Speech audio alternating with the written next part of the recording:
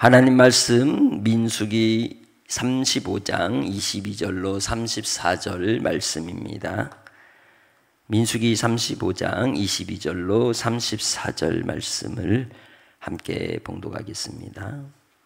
악의가 없이 우연히 사람을 밀치거나 기회를 엿봄이 없이 무엇을 던지거나 보지 못하고 사람을 죽일 만한 돌을 던져서 죽였을 때에 이는 악인도 없고 해하려 한 것도 아닌즉 회중이 친 자와 피를 보복하는 자 간에 이 규례대로 판결하여 피를 보복하는 자의 손에서 살인자를 건져내어 그가 피하였던 도피성으로 돌려보낼 것이요 그는 거룩한 기름 부음을 받은 대제사장이 죽기까지 거기 거주할 것이니라.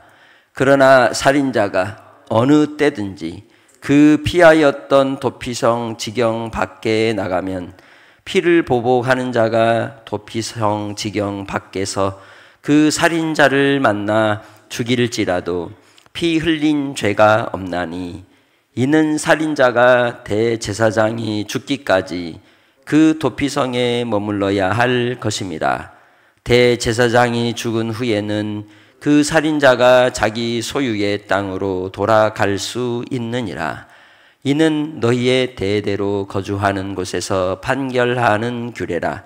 사람을 죽인 모든 자, 곧 살인자한 자는 증인들의 말을 따라서 죽일 것이나 한 증인의 증거만 따라서 죽이지 말 것이요 고의로 살인죄를 범한 살인자는 생명의 소전을 받지 말고 반드시 죽일 것이며 또 도피성에 피한 자는 대제사장이 죽기 전에는 속전을 받고 그의 땅으로 돌아가 거주하게 하지 말 것이니라.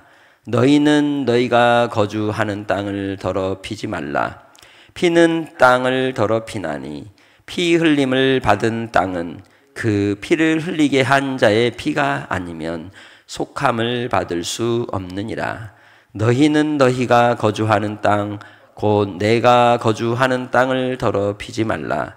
나 여호와는 이스라엘 자손 중에 있음이니라. 아멘. 전도연 주연의 밀양이라는 영화가 있었습니다.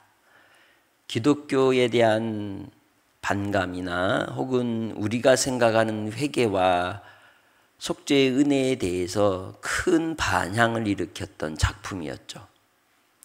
한 아이가 유괴를 당했는데 그 유괴한 사람이 학원 버스 승합차 운전자였고 그 아이는 결국 죽은 채 발견이 되었고 이 사람은 이제 수용 생활을 하게 됩니다. 그때에 이 아기의 엄마인 전도연이 맡은 역할이 결국 어디를 가게 돼요? 교회를 가게 되고 그 교회를 다니면서 용서해야 되겠구나 하는 마음으로 교도소를 갔는데 그 사람 하는 말이 하나님께서 나를 용서해 주시고 이미 나는 자유하게 되었다고 그렇게 얘기를 합니다. 한국 기독교가 아니 대한민국이 5.18 광주 민주화 운동에 대한 평가를 혹은 판단을 어떻게 해야 되느냐 그 억울함에 대한 속죄를 어떻게 해야 되느냐의 문제를 다룬 이청준 작가의 작품이죠. 그 작품을 통해서 우리가 그 이청준 작가가 놓친 부분이 있습니다.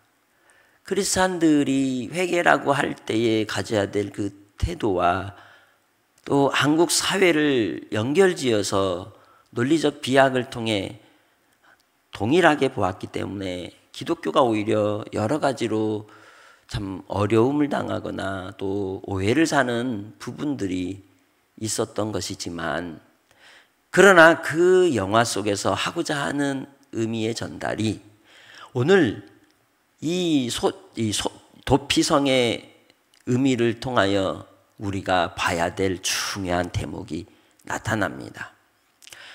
예수님을 믿고 구원받은 하나님의 백성들에 대하여 하나님이 주신 큰 은혜가 바로 회개하면 용서함을 받고 속죄의 은혜를 입게 된다는 거죠. 그 보혈의 피의 능력이 우리를 자유케 하신다는 걸 우리는 압니다. 그러나 그 과정 속에서 우리가 어떻게 해결해야 할지는 잘 모르고 있다는 거죠. 본문은 이 부분을 정확하게 우리에게 교훈해 주고 있습니다. 구약의 말씀 속에 신약의 복음의 내용이 들어있는 것이죠. 악의가 없이 실수로 사람을 죽였다 할지라도 그 공동체 안에서 살 수 있다고 말합니까? 살 수 없다는 거예요. 그 피해를 입은 자들을 생각할 때 그들을 위해서 그 자리를 뭐 해야 돼요? 떠나 주어야 한다는 거죠. 그래서 1년, 2년이 아니라 그 시대에 기름 부음받은 대제사장이 살아있는 동안은 떠나 있어야 된다는 거예요. 그리고 고의로 사람을 죽인 사람은 그에 대하여 피해 보복을 하는 사람을 위하여 내어주고 결국 죽이라는 거예요. 그러나 거기에는 원칙이 있는데 한 사람의 증인만으로 그 일이 처리가 된다? 안 된다는 거예요. 이 또한 억울한 사람이 없도록 증인을 세우고 정확하게 판단하도록 하신 겁니다. 재판은 하나님께 속한 겁니다. 오늘 이 시대 속에서도 법이 다르고 세상이 달라도 재판을 굽게 하는 일은 하나님을 뭐하게 하시는 일일까요? 노하게 하는 일이라는 거죠. 억울한 사람이 있어서는 안 된다는 겁니다. 이 도피성으로 피하게 하시는 중요한 대상은 그 실수를 범한 사람, 누군가에 대해 미운 마음도 없고 의도한 바도 없는데 실수로 어떤 상황으로 인해서 피해를 준 사람에 대하여 배려하시는 주님의 은총이라는 겁니다. 그러면 이 사람은 이제 도피성으로 피하여 갔을 때 도피성에서 나올 수 있나요? 없나요? 나오면 안 된다는 거예요. 우리가 예수를 믿고 구원을 받은 하나님의 자녀로 살아갈 때에 우리의 거주할 곳은 오직 예수 그리스도 안에 있어야 한다는 거죠. 주님 안을 떠나면 그때는 언제든지 피해 보복자가 죽일 수 있다는 겁니다. 악한 사탄의 세력이 우리가 주님 안에 있지 않으면 언제든지 우는 사자와 같이 삼킬 자를 찾으며 두루 살핀다는 거예요.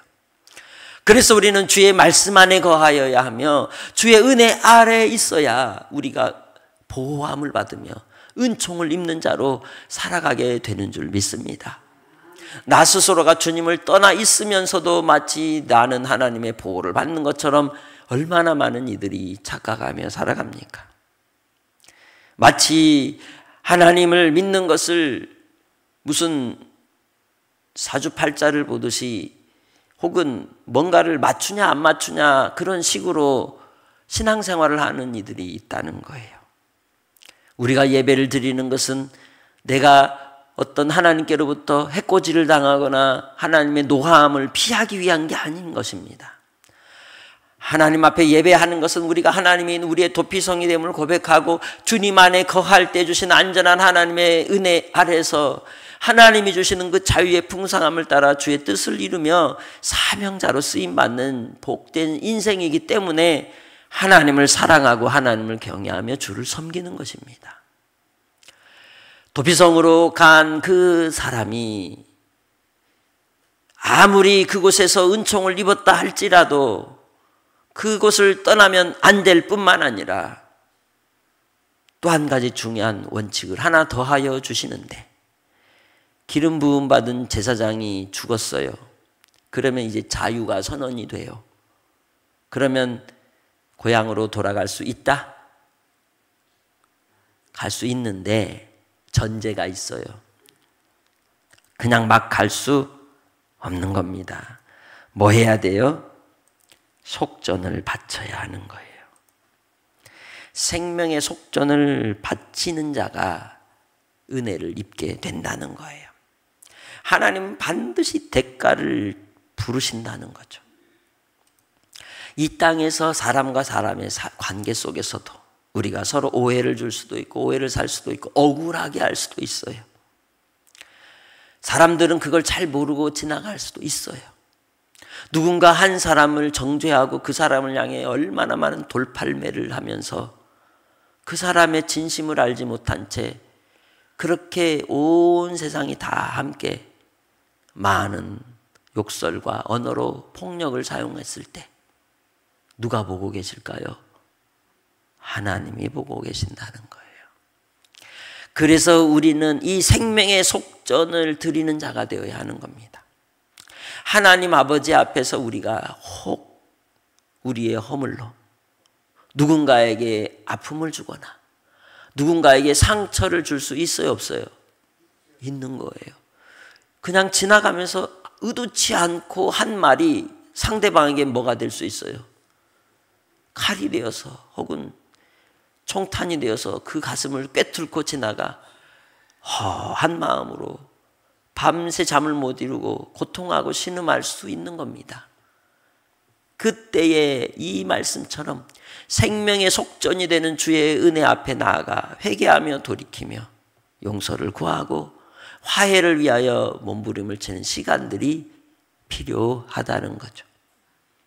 이 밀양의 작품에서 그 옥에 갇혀 있는 그 가해자였던 그 유괴범인 무엇을 하지 않은 거예요? 생명의 속전으로 나아가지 않은 거예요. 예수 그리스도의 보배로운 피는 그저 공짜로 우리에게 주는 값싼 은혜가 아니라는 거예요. 하나님께서 그의 아들 예수 그리스도, 유일하신 하나님의 아들이신 하나님이신 말씀이신 예수님이 이 땅에 사람의 몸을 입고 오셔서 죄를 정하시고 우리를 위하여 십자가에 피 흘려 죽으신 그 죽으심의 은혜는 보통의 은혜가 아니라는 겁니다. 예수님이 우리의 생명의 속전이 되어 주신 겁니다. 그만큼 죄라고 하는 것이 얼마나 큰 대가를 치러야 하는지를 우리에게 경고해 주고 있는 겁니다. 예수를 믿고 구원받은 우리 믿음의 삶을 사는 하나님의 성도들이, 하나님의 자녀들이 놓치는 부분이 바로 하나님께서는 반드시 모든 일의 절차를 따라서 정리하신다는 겁니다. 나도 혹 그러한 모습 속에서 생명의 속전과 같이 예수 그리스도의 은혜로 말미암아 우리에게 주신 바 그 은혜로 나아가지 않고 그저 하나님께 회개하면 끝 하고 있는지는 돌아봐야 한다는 거죠. 그러면 주님께서 우리에게 가르쳐 주시는 생명의 속전은 뭘까요? 요한복음 13장에 예수님이 허리에 수건을 두르시고 물을 받아 뭐 하셨어요? 제자들의 발을 씻기셨어요. 그러시면서 내가 한 것처럼 너희도 서로 뭐하라? 사랑하라고 하신 겁니다. 주 안에서 우리가 하나님의 은혜를 입은 자라면 가장 낮은 곳, 가장 밑바닥에서 씻겨드리는 자가 되는 거죠. 주 안에서 하나님이 그 아들 예수 그리스도로 말미암아 생명의 속전은 화해케 하고 화목케 하는 자리로 용기를 내어 나아갈 때 가능한 줄 믿습니다. 그것이 해결되지 않으면 아무리 기름 부음 받은 대제사장이 죽고 생명의 속전을 드려서 고향에 돌아와도 해결이 될까요? 안 될까요? 되지 않는 겁니다.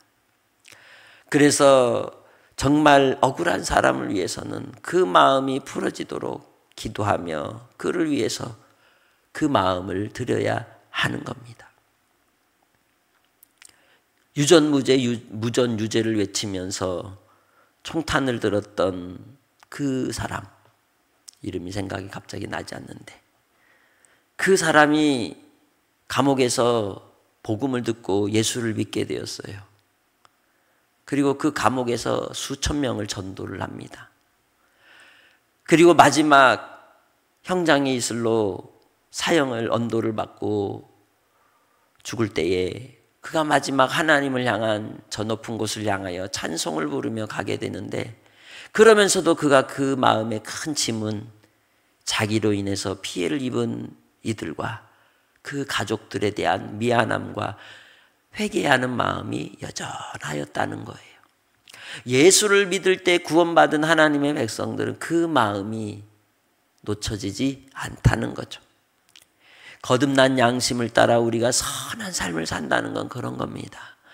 우리가 예수 안에서 도피성의 은혜를 입은 자라면 이제 예수 그리스도께서 겟세마네 동산에서 땀방울이 핏방울이 되기까지 기도하셨던 그 모습과 같이 하나님 앞에 그 누군가를 위한 끊임없는 기도와 끊임없는 눈물과 끊임없는 사랑의 수고로 그 발을 씻겨주는 태도가 있어야 한다는 거예요.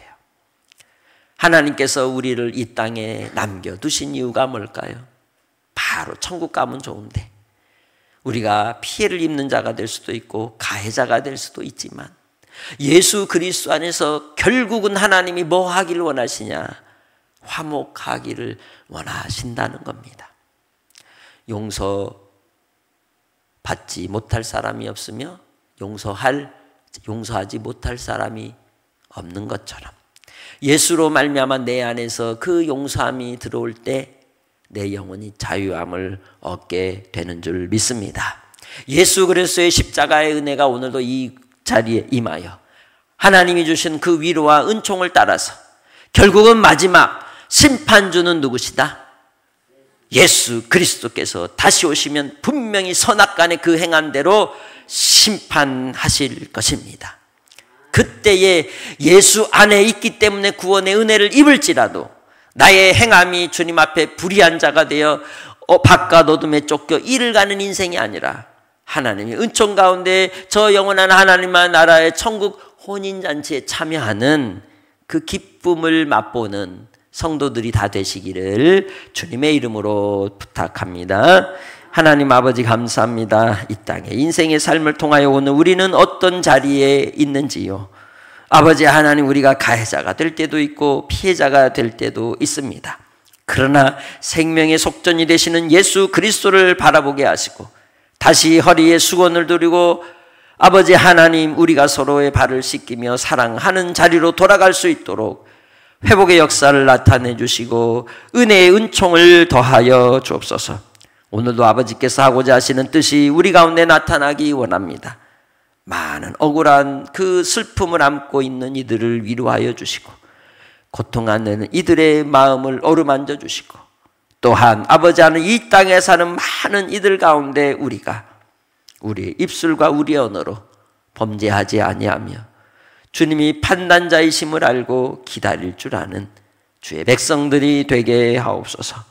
감사하옵고 한날의 삶을 통하여 성도들을 강건하게 붙잡아 주시고 주께서 보살펴 주실 줄 믿사오며 예수님의 이름으로 기도합니다. 아멘.